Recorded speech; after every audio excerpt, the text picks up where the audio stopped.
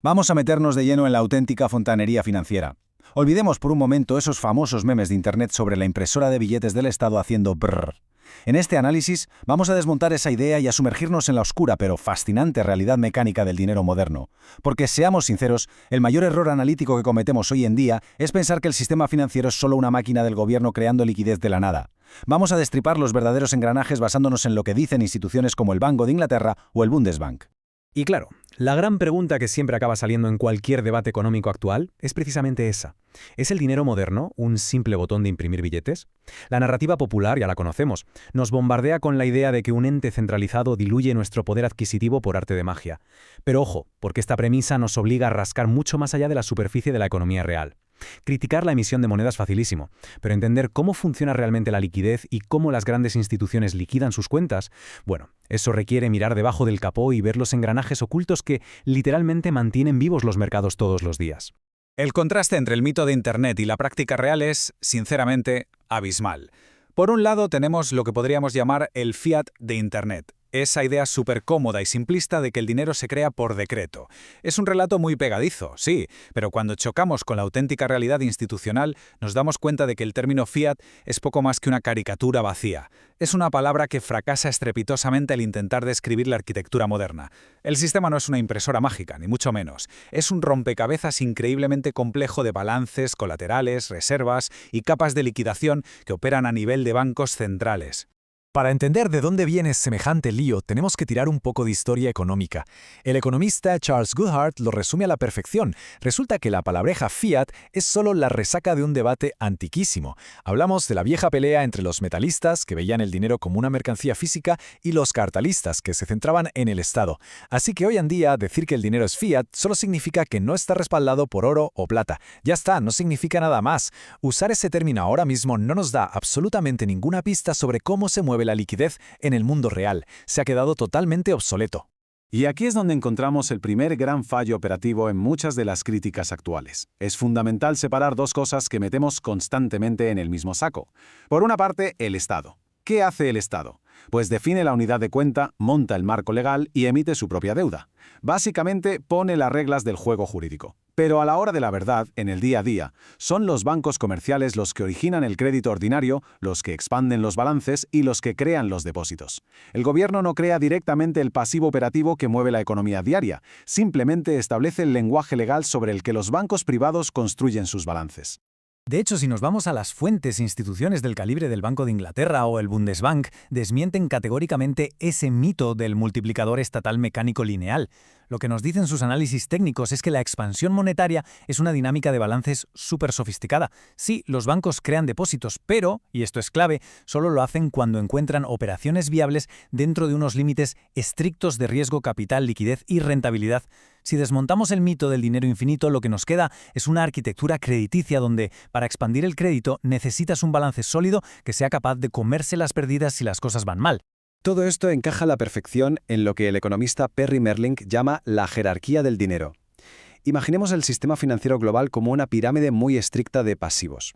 En la cúspide, el rey absoluto, el activo de liquidación final, que son las reservas del Banco Central. Un escalón por debajo tenemos los depósitos bancarios. Más abajo aún, los instrumentos privados y los acuerdos de recompra o repos. Y en la base del todo, el crédito colateralizado. Lo verdaderamente alucinante aquí es darnos cuenta de que el dinero no es un bloque sólido y homogéneo. Lo que funciona como dinero en una capa inferior no es más que crédito respaldado por la capa que tiene encima. Es fascinante. Entonces, ¿cómo es posible que esta inmensa jerarquía no se venga abajo todos los días? El Banco de Pagos Internacionales tiene un nombre para esto, la singularidad del dinero. Es la magia que hace que un euro que tenemos en un banco valga exactamente lo mismo que un euro en el banco de la competencia. Se aceptan a la par. Y esto sucede única y exclusivamente porque, al final del día, las cuentas entre esos bancos se liquidan usando siempre las reservas del Banco Central. Este mecanismo es el pegamento de nuestra economía. Es lo que evita que el sistema se fragmente en miles de bancos aislados con dineros que valen cosas distintas. Una vez que entendemos esta singularidad, por fin emergen los verdaderos motores del sistema contemporáneo. Si seguimos el increíble marco analítico de Zoltán Pozsar, vemos que el crédito solo crece cuando alguien asume un riesgo dentro de una red subterránea inmensa. Estamos hablando de mercados repo, de redes interconectadas de intermediarios y de balances respaldados por colateral. El corazón del sistema financiero no recae en un político firmando un decreto, en absoluto. El corazón es la financiación mayorista y la capacidad matemática de absorber pérdidas respaldándose en activos de garantía. Esa es la verdadera fontanería. Y claro, ver las cosas con esta lente nos obliga inevitablemente a replantearnos grandes eventos históricos. Si miramos las investigaciones de expertos como Gorton y Metric, salta a la vista que el desastre de 2008 no tuvo absolutamente nada que ver con un fracaso del llamado dinero fiat. En realidad, fue una fuga bancaria masiva, pero en los mercados de financiación mayorista. Fue un colapso brutal de la confianza en el colateral del sistema. Cuando las garantías dejan de aceptarse sin fricción, el sistema entero colapsa estrepitosamente, sin necesidad de que haya desaparecido ni un solo billete legal. Porque, insistimos, todo funciona sobre balances, no sobre papel. Llegados a este punto, el análisis estructural da un giro súper interesante y muy revelador. ¿Qué pasa si intentamos meter un activo extremadamente rígido, como Bitcoin, en esta arquitectura? Inmediatamente saltan unas alarmas operativas profundas. Bajo un patrón estructuralmente escaso, ¿quién demonios crea el crédito? Una economía moderna y compleja no sobrevive solo de poseer un activo de ahorro duro bajo el colchón. Necesita refinanciar balances a diario, gestionar pagos, expandir crédito comercial y financiar inventarios. Si el activo base no permite esta expansión, los mecanismos económicos directamente se asfixian. Y no solo eso, tenemos otro dilema vital encima de la mesa. ¿Quién proporciona la capa de liquidación final entre las instituciones?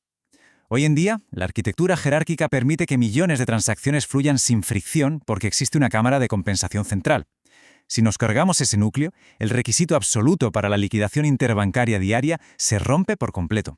Sin esta capa común que centralice la confianza, el riesgo de que la contraparte no te pague se multiplicaría exponencialmente en cada movimiento de capital. Sería un caos. Pero la cosa se pone aún más seria si pensamos en momentos de pánico generalizado. ¿Quién absorbe las pérdidas del sistema cuando el precio del colateral colapsa?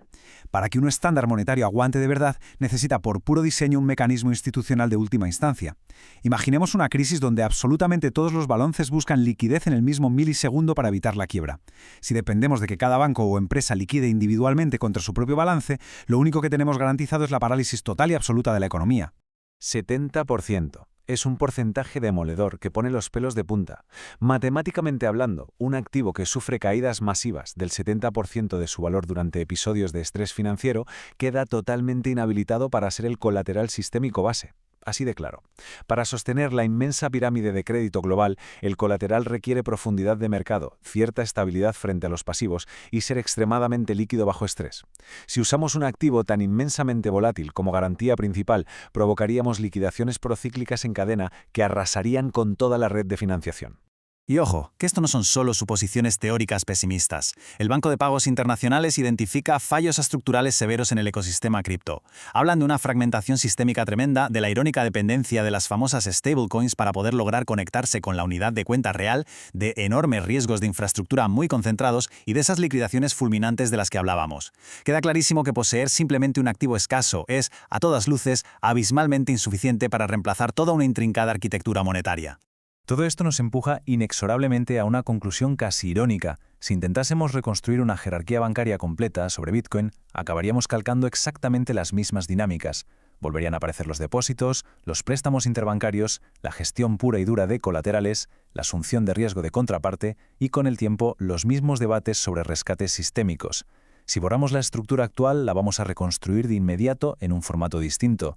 Cambiaremos únicamente la capa de liquidación base, sí, pero manteniendo intactos a todos los intermediarios e instituciones frágiles. Y es que el núcleo de todo este debate moderno se puede resumir en una realidad muy contundente. Criticar el sistema moderno sin entender su fontanería no es análisis monetario, es simple propaganda adornada con vocabulario económico. Atacar de forma simplista una etiqueta como fiat, en lugar de sentarse a diseccionar metódicamente cómo funcionan los mercados repo, cómo se asumen los riesgos o cómo circula el colateral, demuestra que hay un profundo malentendido sobre cómo se crea y se gestiona verdaderamente la liquidez a escala global. Para poner el broche a este análisis, queda flotando una profunda e inevitable pregunta final. Si se destruye la capa de liquidación final, ¿Cómo va a funcionar una economía compleja sin obligar a cada entidad a auditar constantemente la solvencia de todas y cada una de sus contrapartes? Confundir la legítima protección financiera personal con un reemplazo total de la arquitectura monetaria sistémica deja la auténtica maquinaria de la economía completamente inexplorada y sumamente vulnerable. Entender esta fontanería financiera es el único camino genuino para comprender el dinero moderno. Ha sido un placer desgranar todo esto hoy. Gracias por acompañarnos en esta explicación.